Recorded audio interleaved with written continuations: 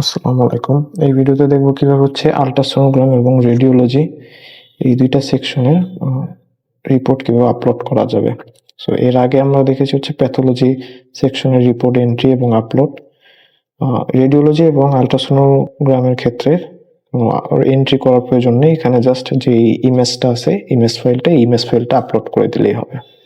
তো প্রথমে আমরা রেডিওলজিটা দেখব। এর জন্য আমাদের প্রথমে যেতে হবে মেনু থেকে রেডিওলজি, এরপরে লিস্টে গেলে যে ইনভেস্টিগেশন যেই টেস্ট করা হয়েছে এক্সরে, এই যে এই দুইটা পেন্ডিং আছে, এই আপলোডে ক্লিক করলে জাস্ট এখানে যে ফাইলটা আছে, আমি একটা ফাইল এখান থেকে সিলেক্ট করে দিচ্ছি।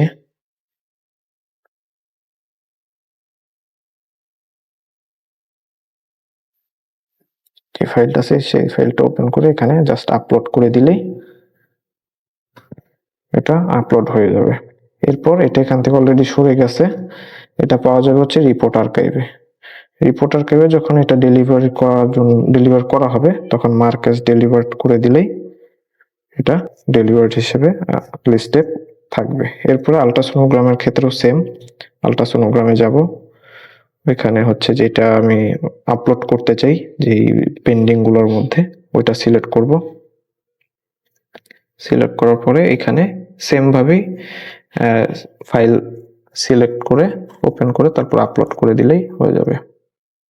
তো এইভাবে আল্ট্রাসোনোগ্রাম এবং রেডিওলজির রিপোর্ট আপলোড হবে।